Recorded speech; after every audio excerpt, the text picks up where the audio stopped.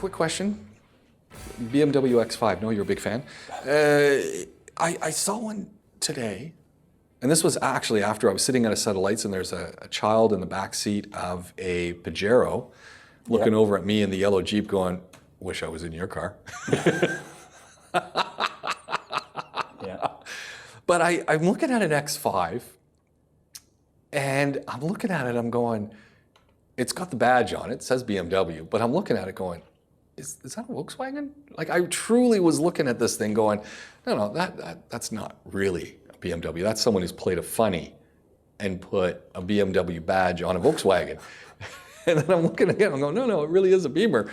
But it really does look like a Volkswagen to me. I was really taken aback. Well, look, we've had this discussion a lot. We've said that, you know, a lot of cars just all look samey. Yeah. The thing with BMW that I've always found, and look, I don't say this that no other companies are guilty of it, but BMW has always been kind of a premium brand.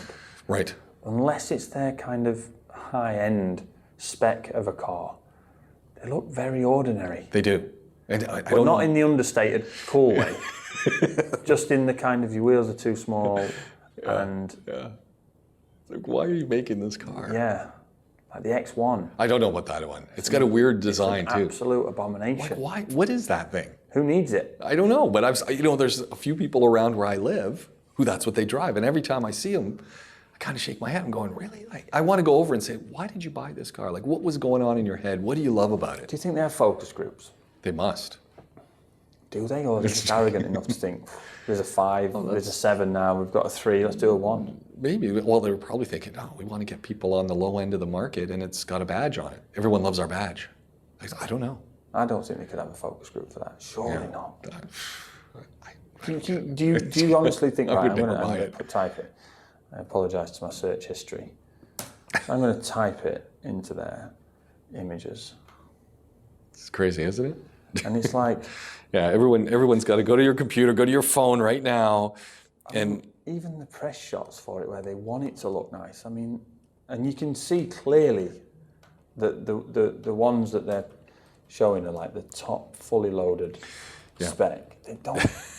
I'm not sure. Is it a station wagon? I know. A state wagon? Is it a hatchback?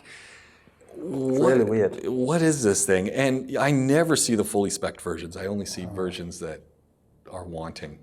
See, I saw I'm obviously a VW guy. I saw a Tiguan this morning, and it was a base model one in like that awful metallic brown that they do. And the wheels didn't fill the arches, and it was too much. There was too much clearance between the wheels and the arches, and it was just like, why? Yeah. But it's a VW. It's a people's car. Yeah. You know, even the hot stuff they do is understated. This is a BMW. Like, and you see, I mean, when there's one come up here, that's exactly what it is. Like one of the early ones, they were like always white with black bumpers. It just made them look worse. I know exactly what you're talking about. That's the classic. Yeah. I just don't understand what it's for.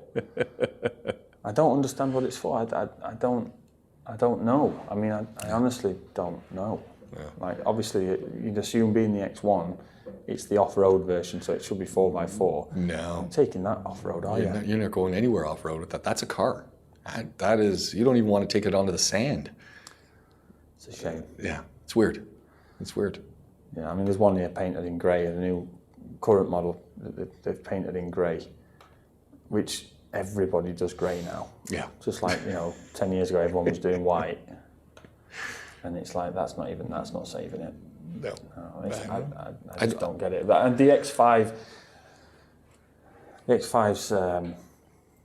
I've said it to a couple of customers actually this week. We had 3 X5s in at one point, all on the lift. So wow. Are they all for the same thing or different things? 2 of them for the same thing, yeah. Turbos.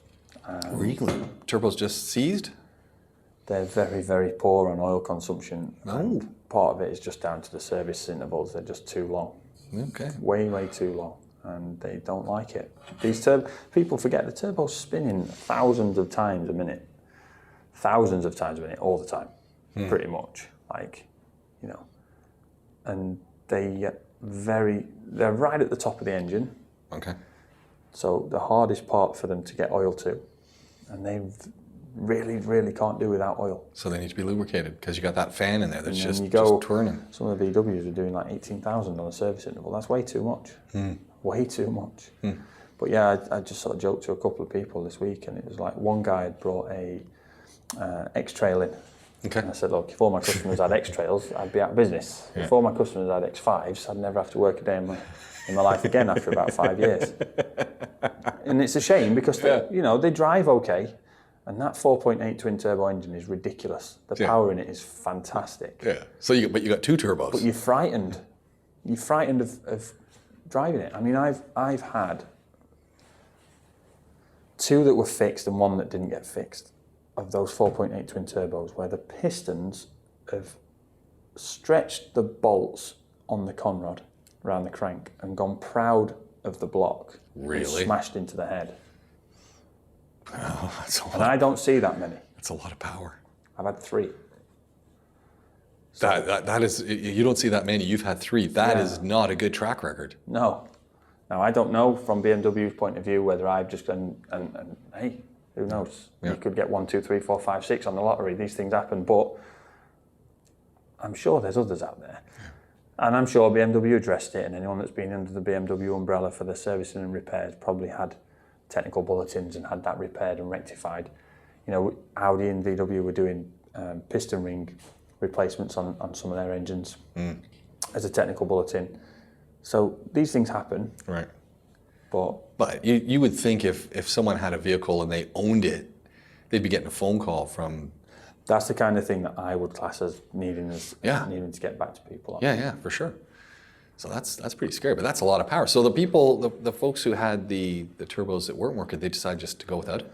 So we've got, no. So one of them, we had to remove both turbos and repair them. So we changed the cores and the bushes on the inside, put the old housings back on, put them back on the car, so they weren't consuming oil. And then the second one, the actual housing of the turbo had failed, so it's ended up needing a new turbo. Yikes. Yeah, which isn't cheap. Oh, I could imagine. So we repair a lot of turbos. We do, and it's not something that's unique to BMW. Just so happens we've got 2 in. The problem is with that car is so phenomenally powerful and effortless as well. Because it's just effortless. Yeah, you put your foot on the gas and you're gone. It's like a rocket. rocket. Yeah, definitely. That's why people like owning them. That's why people, and you drive them like that. Yeah. Well, you see people in them and they're just like gone. Green lights flashing.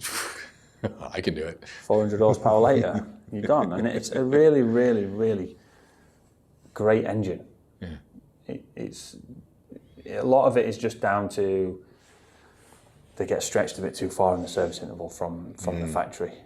I've had similar conversations with Colin about his crafter vans and stuff, and the Sprinters that he's got now about with the turbo engines. It's not great to go to the 15. Yeah. And I understand the reasoning behind, from that example of VW's desire to show 15,000 kilometres. Yeah.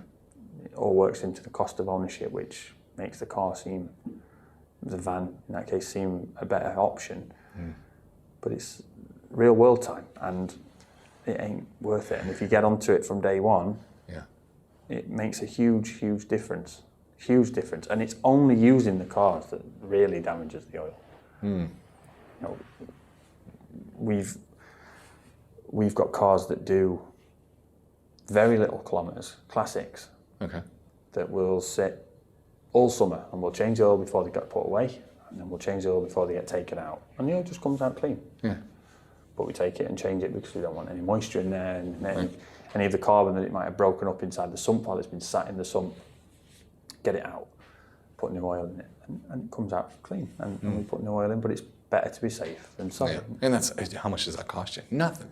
Under 100 dirhams. A few hundred dirhams with a filter and a bit and check the rest of the car while it's in. Yeah, you know. Easy. So if everyone had an X5,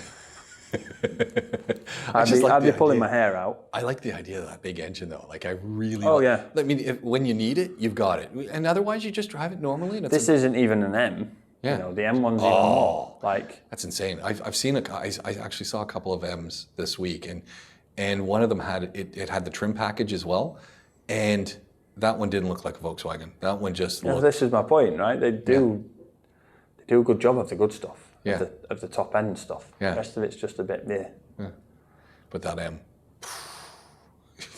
yeah, you want that? I think that if I'm owning a BMW, I'm getting the M. yeah. M Sport. See, the problem is now everything's the M Sport package, which is just Yeah. bigger brakes and 20 more horsepower or whatever it is on everything. But it makes them look good. Yeah. And I suppose, in a way, from a purely marketing point of view, in the region we're in, it's not a bad upsell, is it? No. Make the cars look crap. Yeah. But you can have the M package. Yeah.